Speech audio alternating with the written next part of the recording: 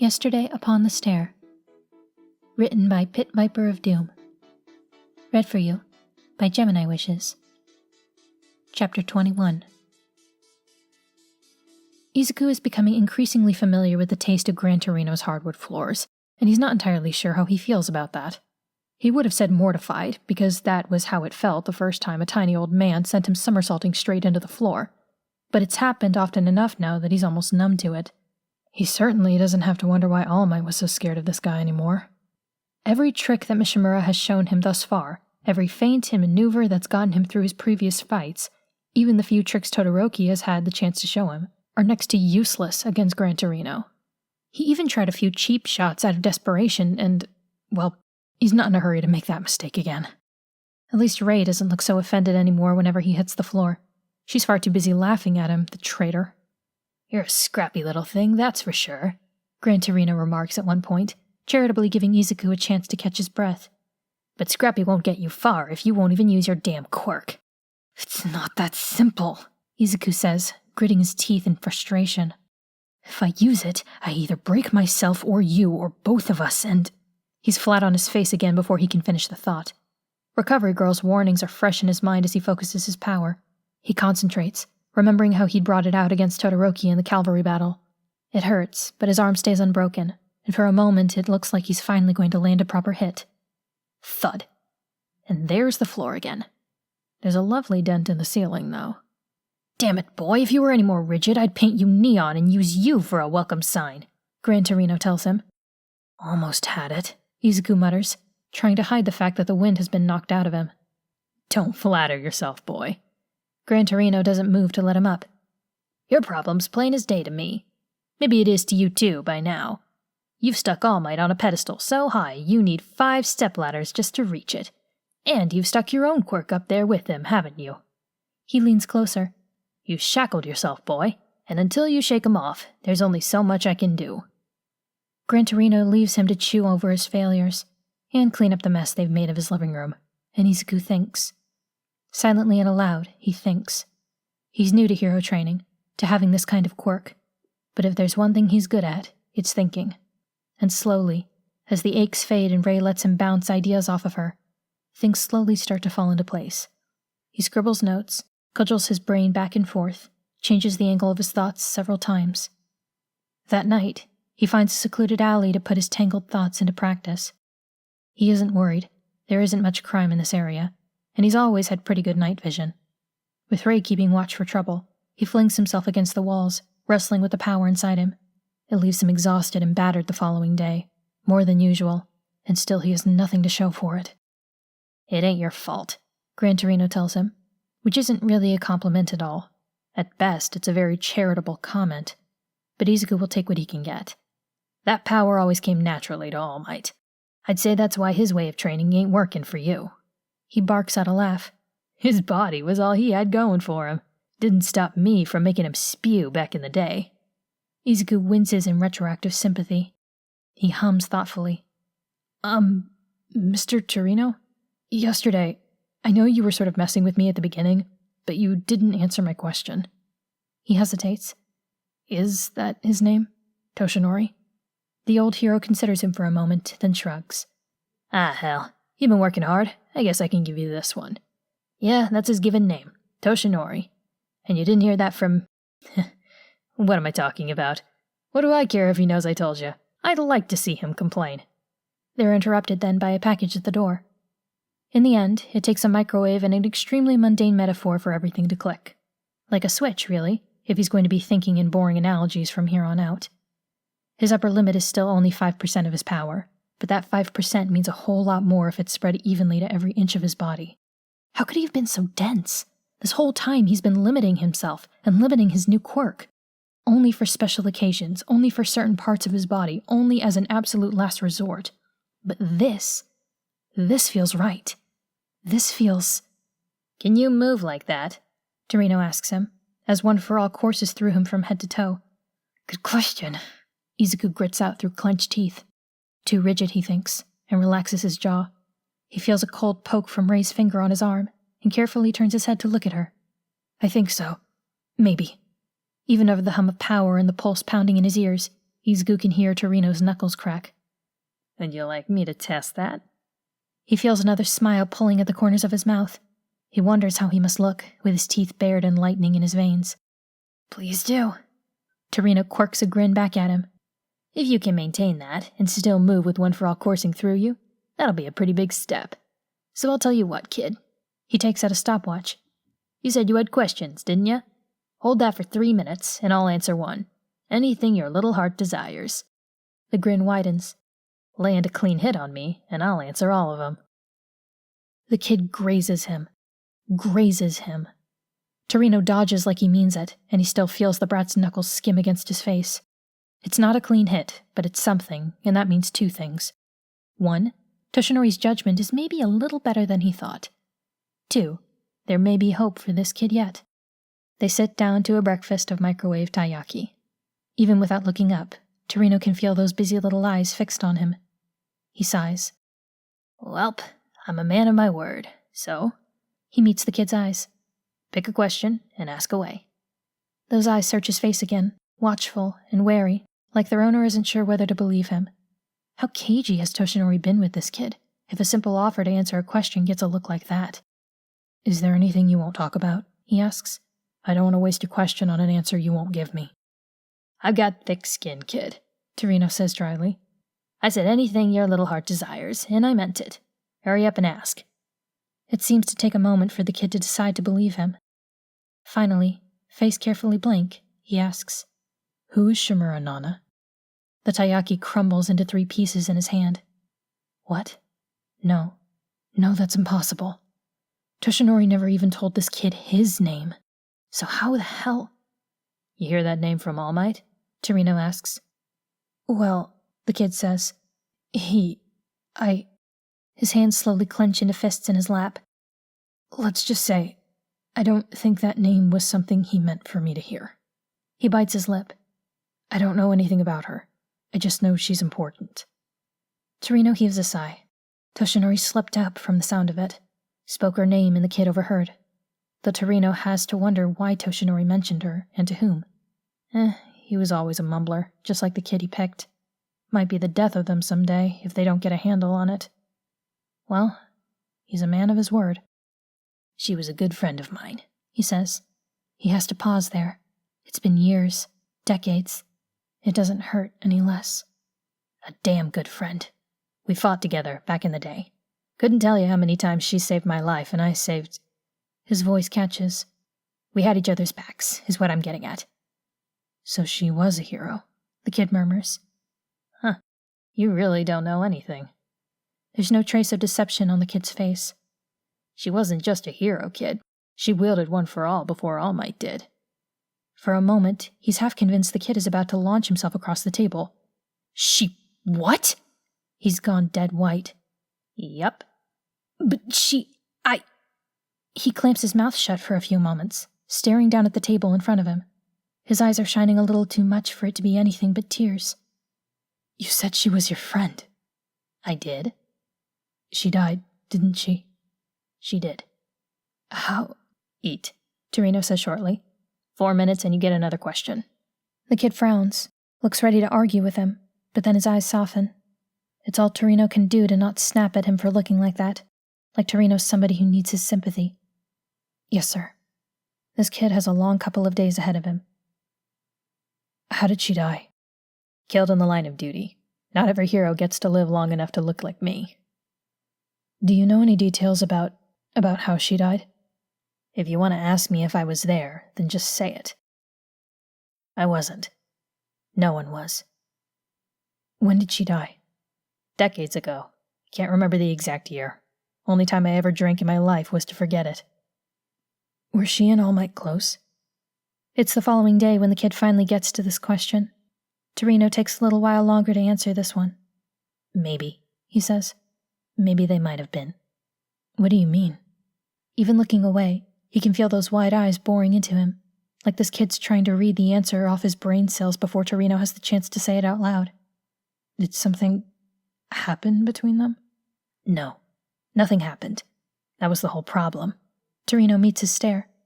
There was never a chance. Kid, did he tell you how he used to know me? He said you were his homeroom teacher, his first year at UA. I sure as hell was, Torino tells him. And there's a reason I was the one training him back then. He already knows the kid's a sharp one. He can see the exact instant that the answer hits home, without any help from him. You mean? Torino heaves a sigh. He's been doing that a lot in the past couple of days. I think he was a little younger than you are now when she died, he says. She'd gotten him started, passed the torch, and, well, she dragged a promise out of me that I'd train him if anything happened to her. Practically made me swear in blood. Sometimes I wonder if she didn't know she was on her way out. The next training bout between them seems extra vicious, extra desperate. It seems the kid doesn't like those answers.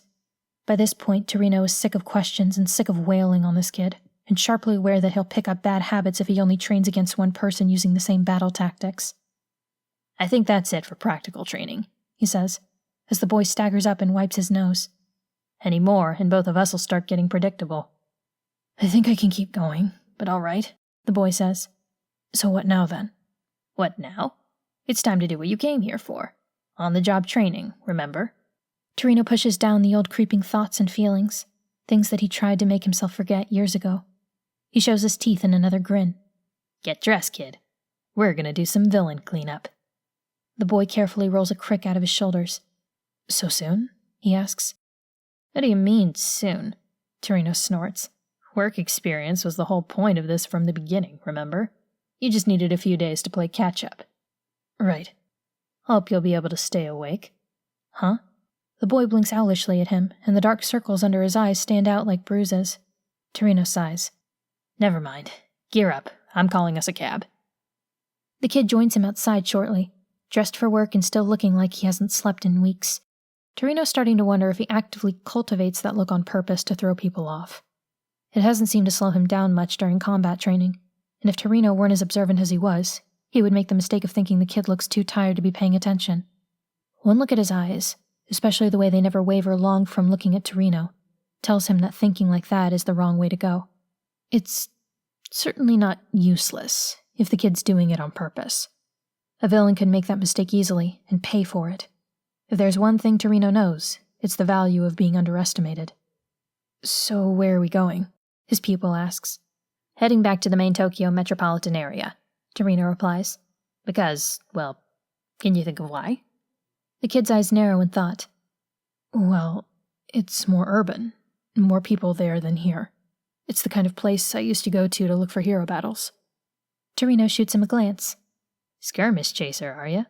Why am I not surprised? He had this kid pegged as a fanboy, but this confirms it.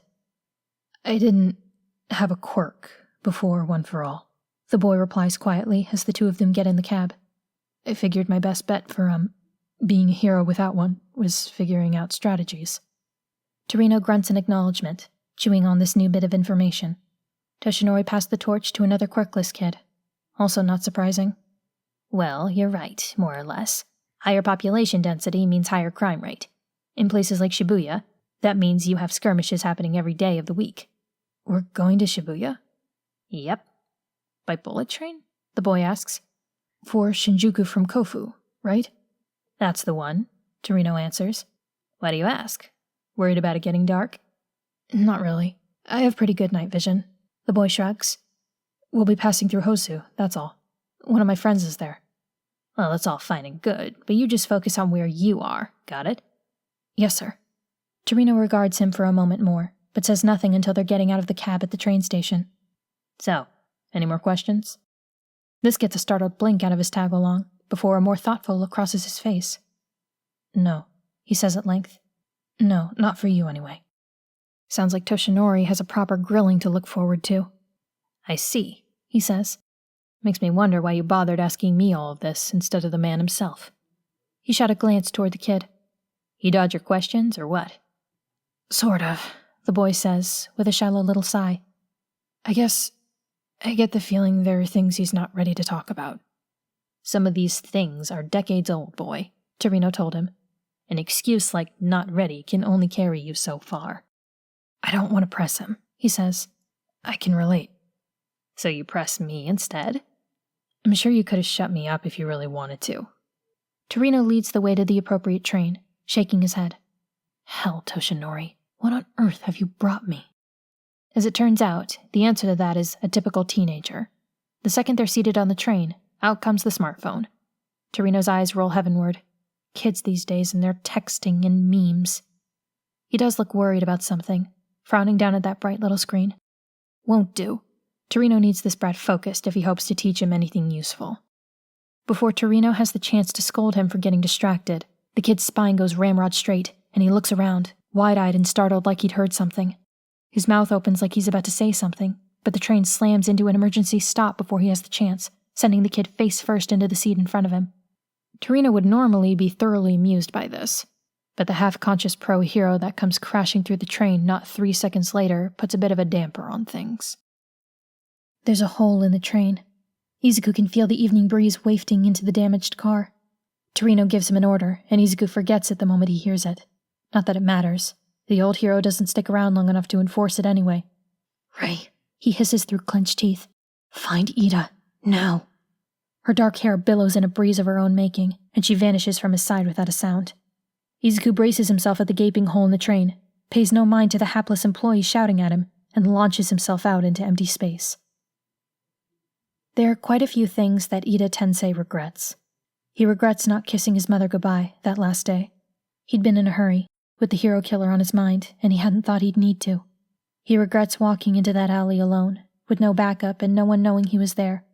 He regrets not fighting harder. He regrets giving up, letting himself slip away on the cold, dirty ground with a slashed spine and blood in his eyes, before he could give his mother that kiss or tell Tenya to inherit his name. And now, he regrets letting Midoriya Izuku walk away in the train station, instead of dragging him back to Tenya and saying, "Something is wrong, I don't know what, please help me fix it." He'd misread his little brother. He'd misread everything, willingly so, even. Maybe he knew, deep down, what was going through Tenya's head. Maybe he knew exactly what was happening, and he'd been simply unwilling to accept that Tenya would really do something like that. He's just in it for the general experience. No one's better for that than Manuel. He misses you. He's upset and hurting. He's finally taking Mom's advice and Midoriya's advice and taking the time he needs to heal. But it's not until the hero Manuel turns to Tenya and says, "This is kind of awkward to ask, but you're after the hero killer, aren't you?" that Tensei realizes just how badly he's screwed up, how absurdly he's fooled himself. He's an idiot. They're in Hosu. Tenya picked one of the most boring options for training. He's not taking it easy. Since when has Tenya ever taken anything easy in his life? What the hell else would he be doing here? Tensei has only a few minutes to panic and wonder before everything promptly goes to hell. There are creatures everywhere. Those staring, empty things, Nomu, villains, are attacking. Hosu is in chaos, and Tenya slips away in the confusion. Don't.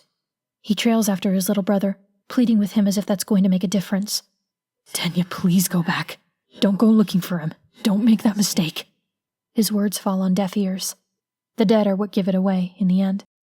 Men like Stain are never as alone as they think they are, not with their victims always following, always watching. The other 17 don't have little brothers to watch over, so they follow their killer, waiting for the day that he can finally see them and hear them. Tensei hears them before Tenya reaches the alley. He hears their shouts, their warnings, their desperate urging and cursing. Stain must have found another victim. If Tensei doesn't do something, he's about to find another. Tenya, stop this! He stands in his little brother's path, for all the good that will do. I don't want this. You know I don't want this. Tenya walks through him as if he isn't even there. Tensei doesn't recognize the hero that Stain is poised to kill. It's selfish, but he barely sees them. He barely sees the 17 pale figures that surround Stain and watch and wait. His little brother's voice is ringing raw against the closed walls of the alley, and Tensei's desperate hands pass through him like mist. Please! His voice is useless, almost drowned out by Tenya's challenge. Tenya, please! Don't do this! You can't fight him! Just run! Stain shrugs his little brother off, knocking back his furious attacks with open contempt. His blades hum through the air, and Tensei hasn't had a pulse for over a week, but he can feel his heart in his throat. I know you, one of the dead heroes whispers. You're Ingenium, right? We were wondering when you were going to show up. Thought you'd maybe moved on. Sad, blank eyes turn back to his struggling brother.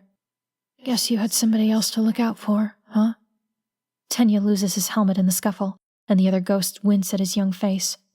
Poor kid. Not long now. One of the dead heroes nudges her neighbor. Hey, you're good with kids, aren't you? Think you can calm him down when he joins us? I'll try. They never train you for this. He's still alive, Tenya snaps.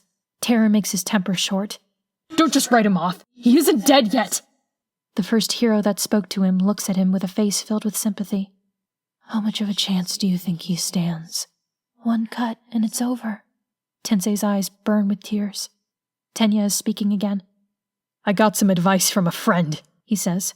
He told me to do something useful, something helpful, something that matters to someone. His hands curl into fists. I can't think of anything that matters more than this. Damn it, no! Tensei shouts. That's not what he meant, and you know it. But you aren't doing this to be useful, now are you? Stain drawls. His voice sends chills like crawling insects up Tensei's back. Otherwise, you would have saved him already, don't you think? He nods towards the injured hero, whose murder Tenya interrupted. I'm here for my brother, Tenya snarls. Do you remember him, hero killer? You murdered him just a week ago. Tensei has never seen his brother shake with rage before. They said you ran off like a coward and left him to die. Thought you looked familiar. Stain's tongue flicks to one side. Yeah, I remember him. It was nothing personal, you know. I wasn't even trying to kill him. Tensei goes still. I meant to leave him alive, to fuel rumors. I figured he had backup coming anyway. Imagine my surprise when no one came. Tensei trembles, and he remembers sticky blood and cold brick and creeping darkness in his head. Must have come after me on his own. Another fake hero hoarding all the glory for himself. People like that always get what they deserve in the end. I'm just here to help it along. Shut up! Tenya's voice ricochets off the walls like a bullet. Tenya, don't listen to him. Tensei's voice cracks, raw with desperation. He's baiting you. Don't fall for it. Just run away. Just this once. You have to live. But Tenya can't hear him. Tensei wonders if Tenya would care even if he could. The hero Ingenium. His little brother speaks the name in a snarl. Stain's eyes narrow in amusement. That was the name of the hero you killed. Then it's the name of the hero who's going to take you down. Until this point, Tensei had been frozen in horror, feet rooted to the spot. But the sound of that name, of his name, now Tenya's, changes that. He wants to stay. He can't leave Tenya, not like this. But staying means doing nothing. Staying means waiting for his little brother to die, watching it happen, letting it happen. And he can't. God help him, he can't. But if he leaves, if Tenya dies and he's not there... One of the dead heroes sees his struggle, sees the way he looks desperately toward the streets beyond this alley. Got somewhere to be, Ingenium. I can't leave him. Not here, not with this monster. He's my little brother. He'll die. He'll die if you stay, too. The hero who tells him this speaks in a rasp, his throat laid open. Not like you can do anything for him now. And that's what does it for Tensei. That's what gives him the strength, or weakness, to turn away from Stain, turn his back on Tenya, and move. It barely occurs to him that there may be no point to all this. It barely even enters into his mind that Midoriya's assignment was nowhere near Hosu, and this could all be for nothing, and Tenya could die all alone while he's gone. But there's a chance. As long as Midoriya Izuku exists, there is a chance that he can get the message to someone, and maybe, just maybe, he won't have to regret letting his baby brother die all alone in an alley like he did. The streets of Hosu are a battleground, battered by heroes' quirks and torn apart by disfigured monsters. Evening darkens overhead, lit by city lights and spreading fires. Heedless, Tensei flies through it. Not long ago, he would have joined the fighting, thrown himself into protecting civilians and beating back the creatures that threaten them. But he is not a hero anymore. Just a dead man who has nothing left to fear but seeing his family follow him too soon. The living scream, the dead wail, and Tensei pitches his voice above the rest, calling the name of his brother's friend. Maybe someone will hear. Maybe the dead will hear, and pass the message along. Find Midoriya Izuku. Find the only person in the world who can hear us. A scream rends the air. At least, scream is the best word Tensei can guess for it. Most human throats could never make a sound like that, quirk or no quirk. Tensei turns toward it, wavering, and finds himself looking at a black hole writhing in the middle of the street. No one, dead or alive, will go near it. Only those twisted creatures, Nomu, don't seem to mind. The blackness thrashes, ever shifting like a living, angry thing. Villain, Tensei thinks. Or Nomu. Some terrifying, destructive quirk, sending fear like driven nails into even Tensei's dead heart. Except he's wrong. In the next instant, the darkness shifts, and Tensei sees the very heart of it. He sees a pale face and a child's white nightdress. Not living, not angry. Dead. Surrounded by Nomu and very, very frightened. Tensei is frightened too. The creatures are frightening. Stain is frightening, and Rei herself is frightening. But even if his heart no longer beats, even if his title of hero ended the moment his life did, there are some things that simply will not die. And deep in Tensei's heart, the desire remains, ever burning and strong. When faced with a lost, frightened child, Ida Tensei will never walk away. Deafened by her screaming, Tensei plunges into the darkness and finds the little girl at its heart. He gathers her in his arms and carries her away, even as she twists and struggles and claws at him. It's all right, it's just me. Tensei, remember? You know me. You were teaching me how to sign. He spells her name with his hands, and she stills in his arms. I need your help, Rei. Where's Midoriya? She squirms again until she's free of him and facing him. Desperate hope fills him at the sight of her. He can feel himself fraying at the edges, torn apart by fear and worry and guilt, and he fights to keep himself together. Is he close? Rei, please take me to him. It's Tenya. He's in danger. He'll die. She makes no sound, but grabs his hand and yanks. What else can he do now but follow? Izuku has next to nothing to go on. Ida hasn't answered his messages since they last parted ways at the train station 2 days ago. All he knows is that Ida is somewhere in this ward, and Stain's victims always show up in alleys. Well, that's useful, isn't it? How many alleys could one city possibly have? The ghosts won't answer him. They're too busy watching the carnage, or running from it out of some leftover sense of self-preservation that they don't need anymore. At this point, his only hope is Rei, and maybe, if he can find him, Midoriya! Or, Izuku thinks with a leaping heart, Tensei will find him. His relief dies as quickly as it comes, when Tensei's scream reaches him again. Ida's brother catches up to him as he ducks into yet another empty alley, and when Izuku turns to greet him, he finds icy fingers clawing at him, driving him back against the wall. Rei is with him, her black eyes wide. Tensei doesn't look like Tensei anymore. He looks like what Izuku imagines the hero Ingenium looked like on the day he died. The armor is there, not sleek and polished chrome like it ought to be, but dented, grimy, and torn open. Everyone in Tokyo knows that distinctive helmet. Few have ever seen it like this, caved in as if with a blade or an axe, smeared with blood across the slits near the mouth. The sound of Ingenium's breath rattles harshly in Izuku's ears. It's only through years of practice listening to voices like this that he can even understand the words. Save him. The brick wall is cold against his back. His blood feels colder. Ida? Stain, in an alley. He's alone. The helmet falls away, and Tensei's ruined face chokes on blood as the ghost pleads with him. I left him alone. You'll kill him. Help me. Show me where, Izuku chokes out. Fear is an old friend, but he has never known terror like this. With One for All coursing through him, he chases Tensei through the ravaged streets, ignoring heroes and villains alike. He may as well be deaf and blind, trailing after his friend's dead brother as he drowns in fear and runs. The hero killer killed Tensei, and now he has Ida. And how much time has been lost? How long has Tensei been looking for him? How long would it take for Ingenium's murderer to kill Ida? Stain left him in an alley to die, like he was trash. Tensei died all alone, waiting and waiting for someone to help, but nobody came. How long has Ida been waiting? I'm coming, Izuku thinks as his eyes sting and his lungs burn. It's not going to be like that, because I'm coming, Ida. Hold on, just stay alive, hold on, keep breathing, don't die. He's slow, damn it, he's so slow. He chases Tensei's back, and his terror makes him see Ida's back instead. Pale, washed out, bloody and spectral, blank white eyes, just one more dead face among thousands. I won't let it happen. I'm coming. There. They reach the alley, and Izuku sees the hunched figure of Stain standing poised over a crumpled, motionless body on the ground. His world goes red. When it comes back, he stands on his own 2 feet, one fist smarting, and realizes 2 things as he faces the hero killer. The first is that the alley is crowded. Tensei and Rei are beside him or behind him, out of his line of vision. But of course the hero killer would be surrounded by ghosts. Izuku counts 17 in all. Some of them wear the wounds they died with. Others do not. The only thing they have in common is death, at the hands of the sole living man who stands before him.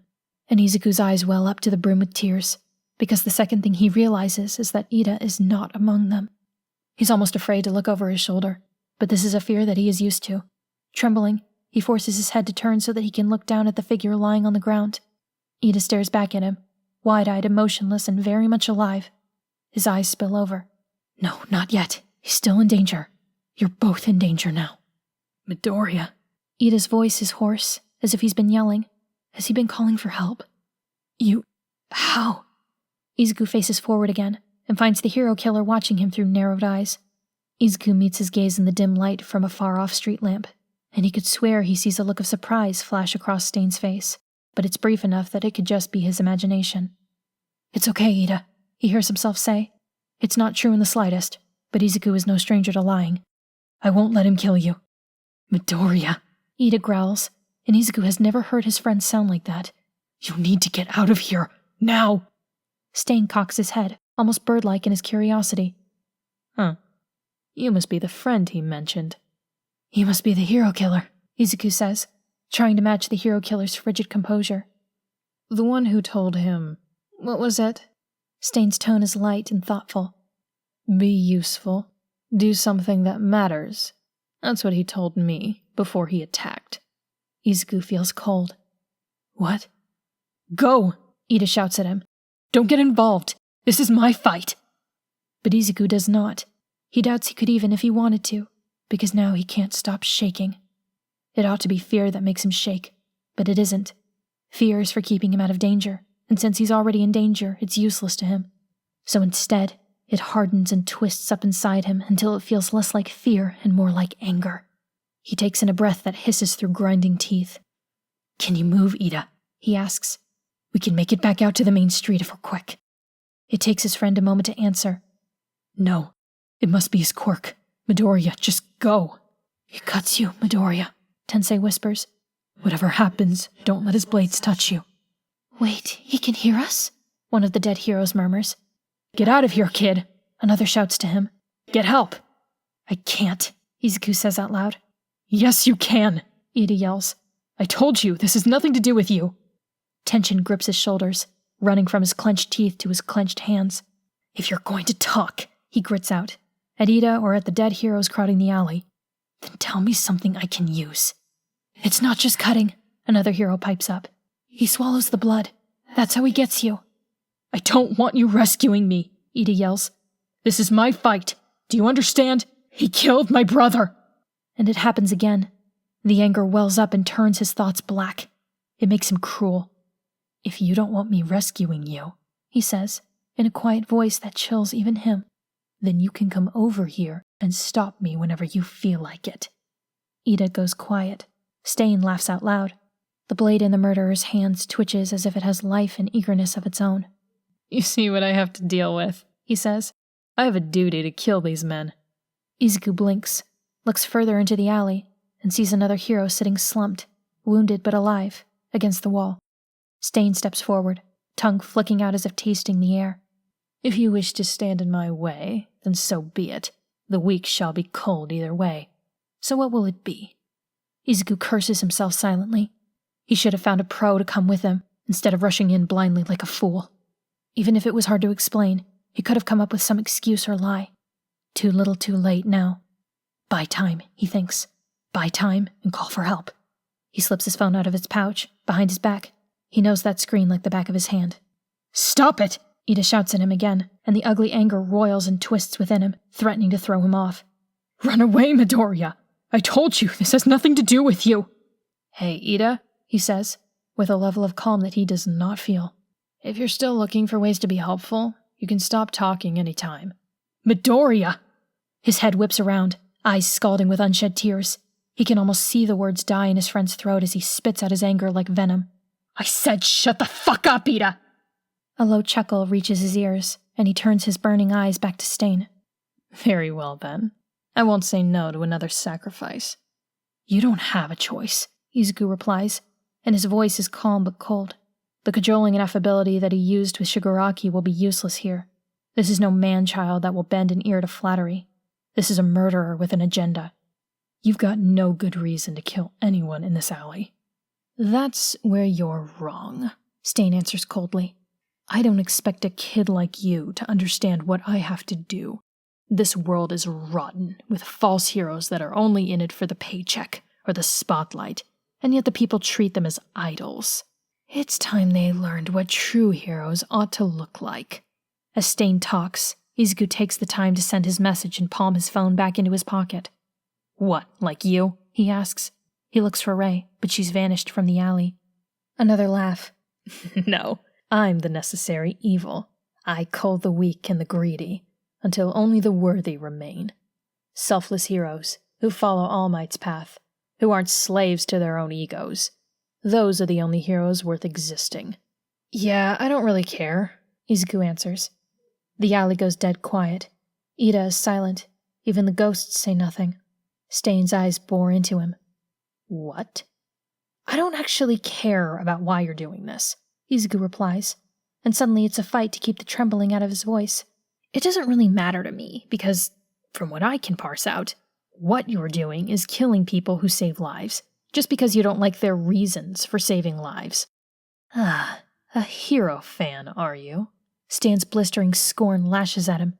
A bright-eyed up-and-comer who thinks they can do no wrong. So naive. I'm naive? Slips out before Izuku can stop it. His fists ache. You're imagining a world where all heroes are perfect and never do anything for their own reasons. How is that not naive? That's what separates the real heroes from the rest of these pathetic phonies, Stain snarls. A proper hero doesn't act for his own benefit. Why not? You do. Izuku can tell he's starting to get under Stain's skin. He's not sure if that's a good thing or not. Take now, for instance. You benefit from doing this because you get to pat yourself on the back without actually doing anything helpful. What? I said you're full of shit, Izuku says, a little louder. You little brat, Stain snarls, but Izuku almost doesn't hear it over the sound of ghostly laughter echoing in the narrow alley. Midoriya, get out of here! Ida's voice has turned from angry to pleading. Your reasons don't make any sense to me. Sorry. His hands curl into fists again, and he meets Stain's eyes with a heated glare. You talk like having selfish reasons makes people evil, but saving lives will always be a pure good. The dead hero's eyes are all on him. His voice cracks, but he forges ahead. And anyone can do it. It doesn't matter who they are, or where they're from, or what they've done, or why they're doing it. The shaking stills. He looks at each pale, wide-eyed face surrounding the hero killer, and stands as tall as he can. All they have to do is say no. All they have to do is say, this is wrong. His lips pull back, and it feels more like baring his teeth than smiling. Anyone. Even thieves and bullies and liars and cowards. He steps forward again, directly between Ida and the hero killer. His eyes are dry. So this is me, saying no, Izuku says. He faces the hero killer and braces himself to fight, praying that his message will reach someone. So help me, if you lay another hand on them, I will break it. Stain's eyes widen. The grin on his face shows a few more teeth than before. Well, you might just be worth keeping alive after all. My little brother needs help. He needs help. He's in danger. He needs help, help, help, help. There's no one else. Only ghosts, only enemies, only monsters. Black monsters with rolling eyes, and they can't feel. I can't feel. I dig deeper and deeper, but there is nothing on the surface and nothing below, and they are full of nothing, nothing, nothing. Someone, anyone, he called for help. He called for help. He called everyone for help, but nobody came. Nobody answered. Please, somebody, anybody. There he is. I found him. I know him. My little brother knows him. He was cold before, but now they're friends, and he sees it. He sees my little brother's call for help. He stopped. Yes, read it. Answer him. Help him. He won't. He doesn't know. He's taking too long. My little brother will die if he takes too long. Hurry up. I reach in. He does not hide behind the cold anymore, and I feel it. Worry, confusion, heart pounding. Why? What does this mean? What is he trying to say? He's saying he needs help, stupid. He's asking for help. I dig deeper, claw through fog, past the confusion and the what, why, where, until... There There's worry, and worry means fear. It means there's danger everywhere. What does this message mean? What if he's there? What if he's in trouble? What if he needs help? What if he gets hurt? What if he dies? What if? I grab his fear before it can get away. I pull. The message is a perplexing one, to say the very least. It's practically nothing. Just an address not far from where Shoto is now. He stares at his phone, confused. Why would Midoriya send this to him?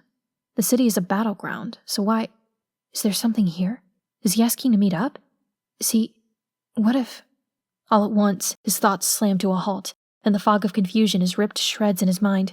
Shoto stops in his tracks, nearly dropping his phone as he chokes on perfectly good air and fights against the bile creeping up his throat. Fear is a familiar thing. With a father-like endeavor, it is never far away.